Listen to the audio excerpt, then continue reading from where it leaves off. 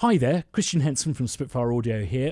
Usually when I start these videos I say I'm really excited, or we've been waiting for a decade for this, or this is a game changer, a new chapter, all of these kind of superlatives, which I'm not going to employ today, because today, well, it is exciting if you're a raging nerd like me. It's an add-on, an extra, an enhancement to your symphonic toolkit. I was trying to explain it to the marketing team, and I said it's kind of like adding a new screwdriver to your tool set, but I think that's probably a little unfair. It's a bit more exciting than that. It's not a firmware update to your camera, it's a fancy new lens.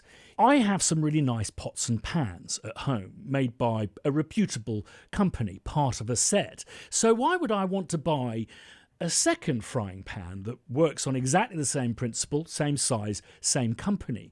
Well, this will fry anything, but if you want a steak to be seared like you would get in a restaurant, you need to go for one of these. Symphonic Motions addresses the problematic issue of rebowing.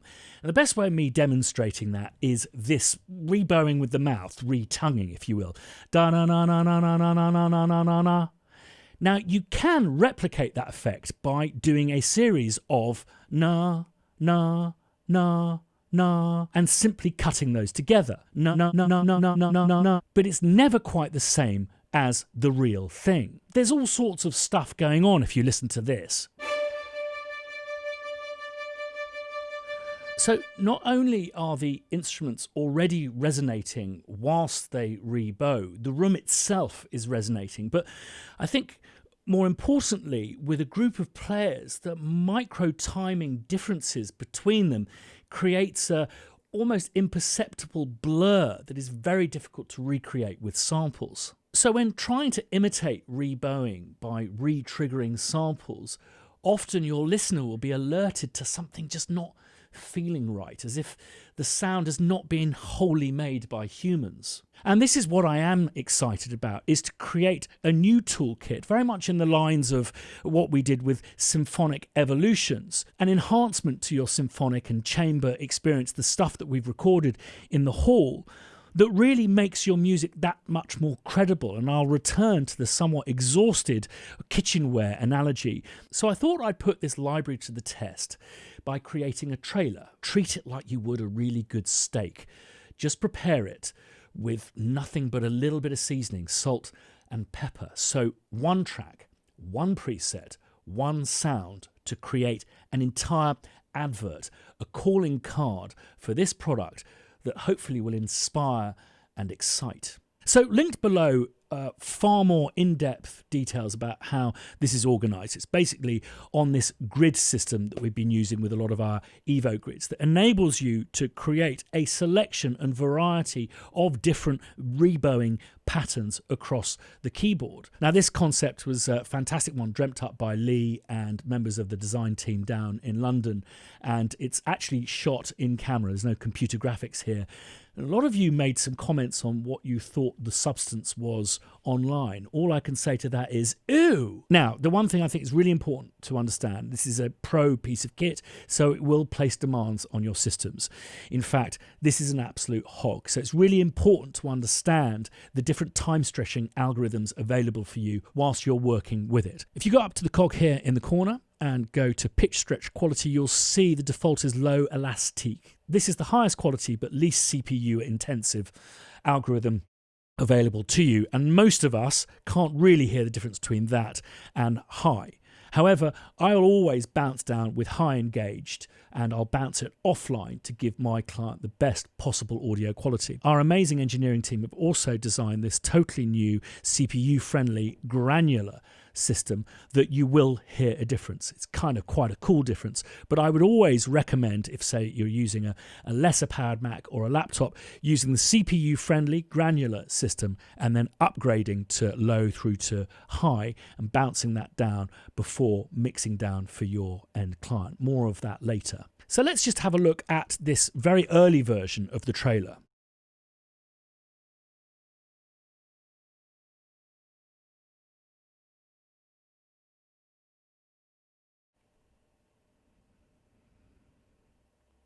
I'd like to say no violins were hurt during the creation of this trailer. That wouldn't be true.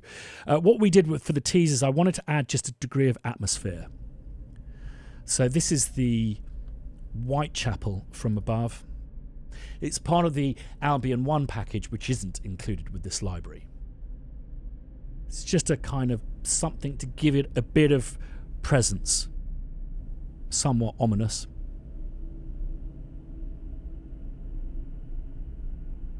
You can see that we hadn't got the final GUI, so we used the BBC Symphony Orchestra one.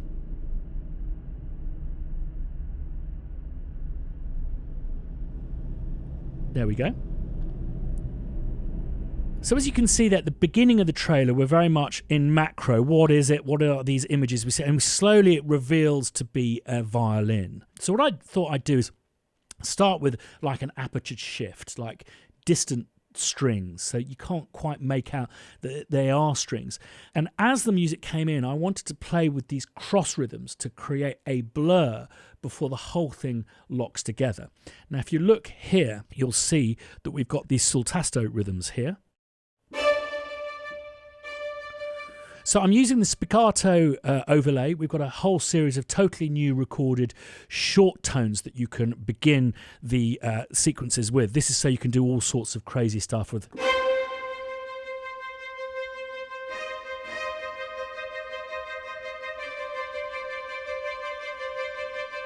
It's a very kind of responsive set of tools I find actually really quite inspiring when actually writing. So it's not just a kind of orchestration utility, if you know what I mean. So these two notes here, you can see are still part of the D5 zone range. So they're the same pattern. But if I go up to a G, so play the C and the G, you'll hear that the C's are 12ths and the high G's are actually 16ths. So played together, they'll blur. And when I go higher, I'm matching the 12ths here. And then into this next register up, so maybe if I play the kind of E here,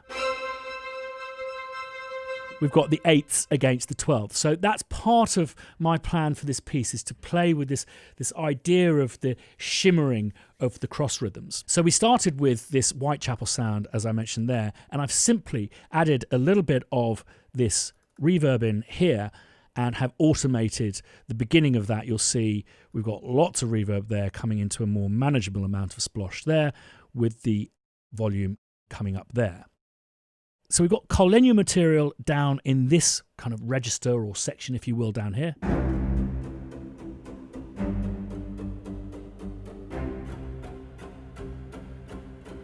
I'm making use of this bonus ostinato region up here, combined with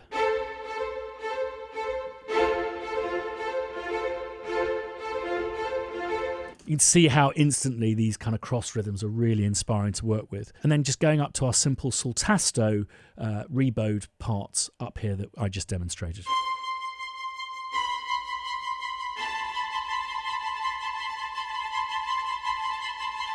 All crazy kind of interplay there. And that's basically it. One track, one sound, an entire piece of trailer music that I believe is credible, with the addition of just a little bit of jus and a parsley garnish. The last thing that I do before bouncing this down is to, in fact, change the stretch quality. I mean, it's pretty inaudible, but it's always nice to give your client the best quality possible. So switch it to high elastique, save. It'll reboot the sounds. And then all I'll do, certainly within Logic, is freeze it. So that basically bounces down that track before you bounce down the entire piece. Now, I was concerned that you would have to change that setting for each instant of the plugin. Not to worry. It works kind of like a preference. So let's just duplicate this plugin. And we've got this on, so we're basically going between the different versions. And what I'm going to do, just so it's really easy to spot the difference, is I'm going to hit Control and create an entire kind of line of the same rhythmic passage. Now, if we go here to Audio and then to pitch stretch quality, you'll see it's on low. I'm going to switch it to high, save. It'll boot up the samples. And then if we flip back to this version and check what it's using here, you'll see that the pitch stretch quality is also on high elastic. So it's just basically a couple of clicks to optimize it for bouncing down or freezing. Why don't I run this down so you can have a look at what the MIDI is doing, whilst also looking at the final trailer by the brilliant team down in London. Thanks as always for watching. Plenty more information down below, and I really look forward to hearing what you're going to do with it. I'm going to be making some more videos around this library and how I use it in the context of it not just being a steak with just a little bit of seasoning. Hit like if you've enjoyed this video, and do subscribe if you haven't done thus far, because as I say, there's going to be lots of fun stuff coming up. Ding that bell if you want to be notified the next time we put a video up, and thanks as always for watching to the end. See you next time.